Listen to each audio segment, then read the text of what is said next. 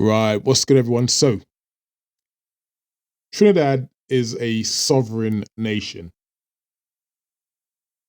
At least that's what the Prime Minister said in his latest address to the nation.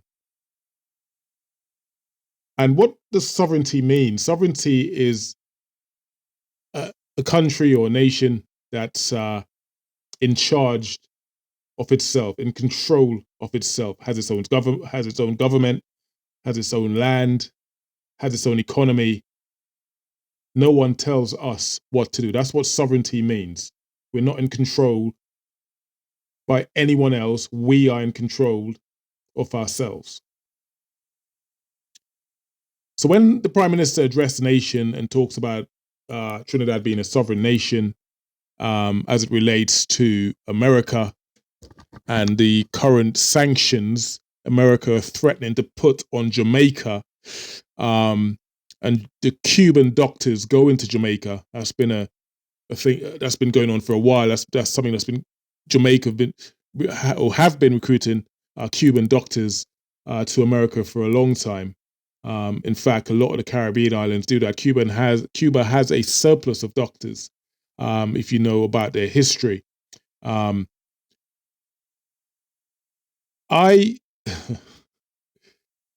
I listened to the Prime Minister's speech, right, and I was astonished by one of the claims he made that will be naturally dismissed, I believe, by people in Trinidad, and it shouldn't be. And for me, the biggest shocker of the speech was blaming young people for the current crime situation in Trinidad. He literally blamed young people for the current crime situation in Trinidad. No mention of job creation, no mention of job opportunities, no mention of a poor economy, just blaming the youngsters, blame the youths. This, for me, is absolute madness. Absolute madness.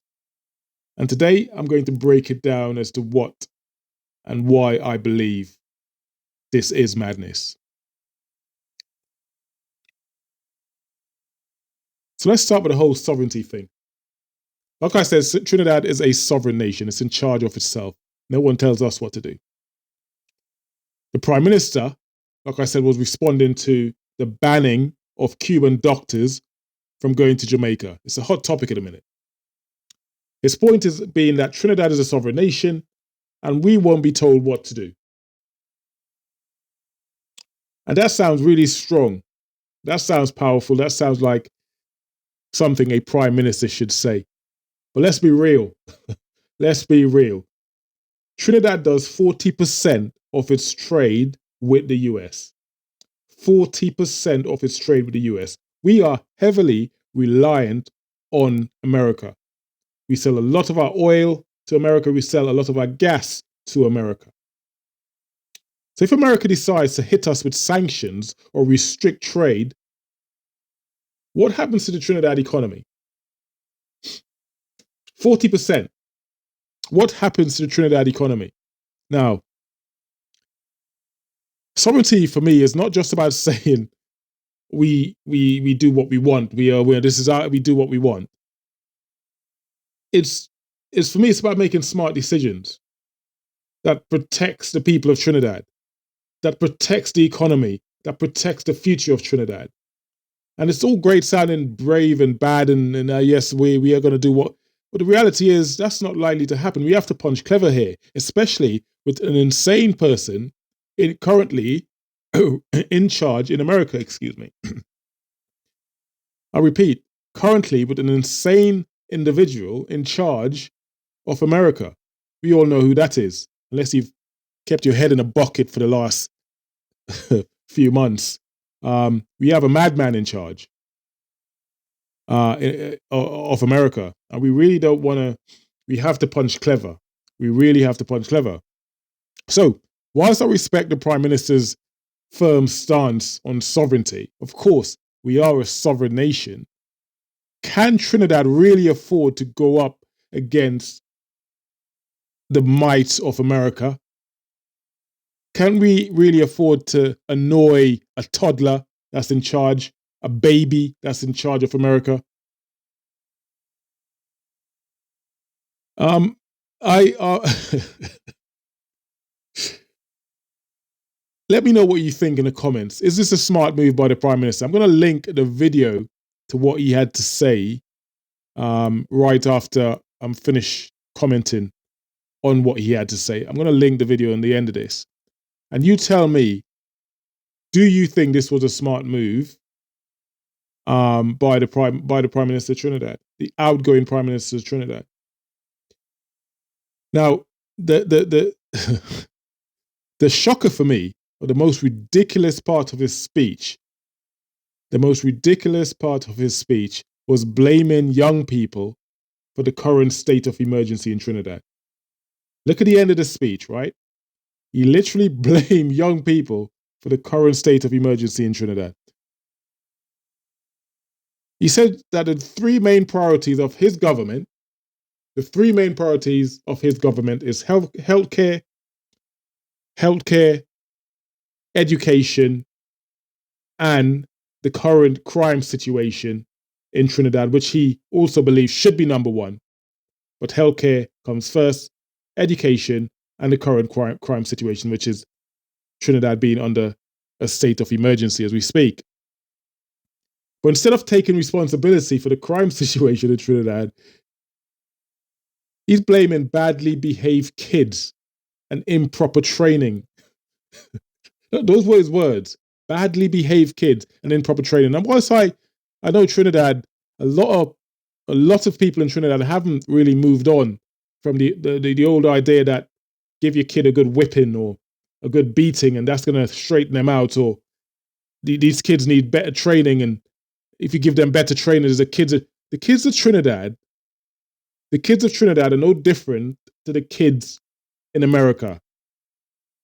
The kids from Trinidad are no different to the kids in London, in France, in Belgium, in Poland, in Spain. They're no different. They weren't born with a bad gene because they were born in Trinidad. There is one common denominator when it comes to crime, corruption, poor economy that we are seeing in Trinidad. There is one common denominator, and that applies to every part of the world, not just Trinidad. This is not just unique to Trinidad. If there's a lack of jobs, there's a lack of opportunities, there's a lack of social institution, then you see a massive decline in the social infrastructure of any country. And this is not just unique to Trinidad. Like I said, Trinidadian youths weren't born with some kind of crime gene that Americans or British youths don't have. And of course, there's a difference. Of course, I mean, the only difference I would say is that there is no difference.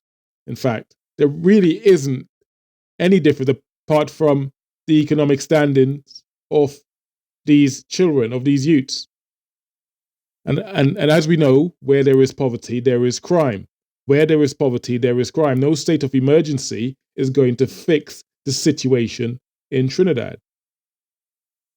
Now, we could go on about why Trinidad is in the position it is. We could look at the closing down of Petrotrin that was presided over by both parties, the UNC and PNM. The mismanagement of Petrotrin leading to the shutdown of Petrotrin that were billions of dollars, billions of dollars in debt. Sorry, I said pounds. I'm in the UK. We deal in pounds in the UK. Billions of dollars in debt. Petrotrin found himself in by the time they shut down. And that was purely because of government mismanagement. Petrotrin was a publicly owned or government-owned, public-owned company. It was massively mismanaged. There were billions of dollars in debt, hence why the government looked at the figures, looked at the numbers, and Petrotrin, they decided, was not fit for purpose. Therefore, it was shut down. This was done in 2018, and they've not had an oil refinery since. So that's just one example as to why Trinidad's economy is in the state that it's in. The fact that you cannot get your foreign exchange is because we have an economy that's not performing well enough. And the reason you can't get your American dollars is because we have an economy that's not performing well enough to get the American dollars into the country. So, like I said, the truth remains that crime is as a result of economics, not genetics. The Trinidad youth's bad training, like the outgoing prime minister suggested, is absolute nonsense. He's deflecting the blame from himself. They have not delivered. You only have to look at the murder rates in Trinidad last year and what it is currently now, even under a state of emergency.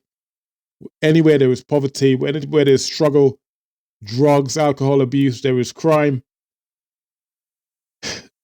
We have a government that needs to, any incoming government, whether that be the UNC, I hope not, because they're not going to be any better.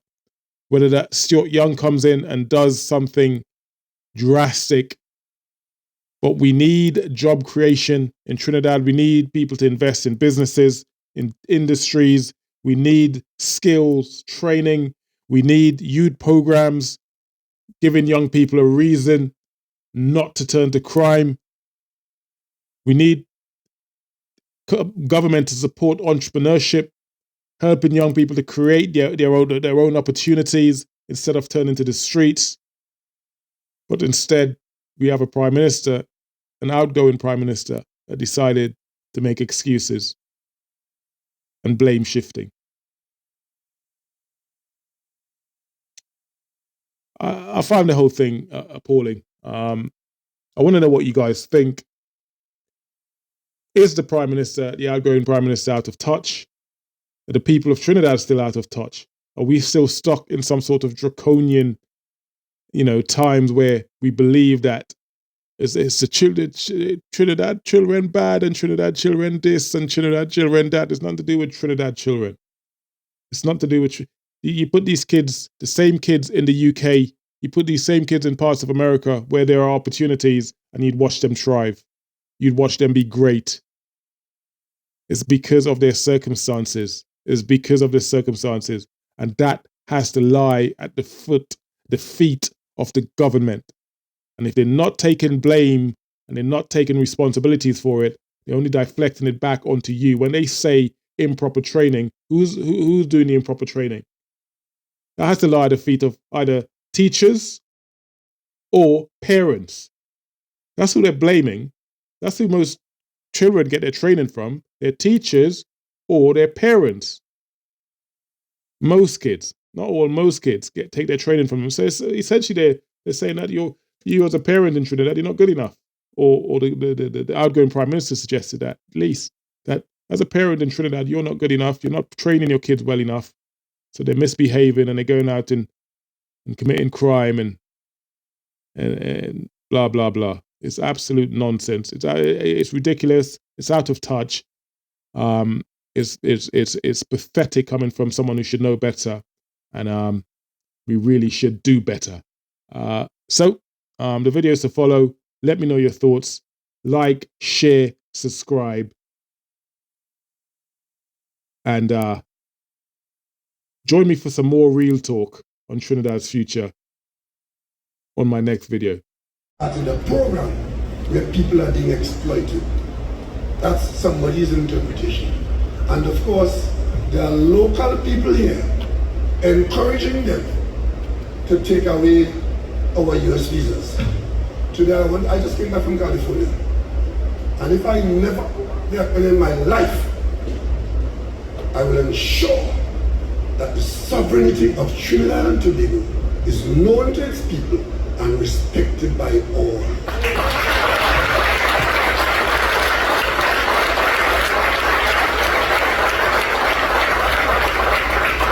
Ladies and gentlemen, in talking about priorities, it is known that Trinidad took as an independent nation since 1962.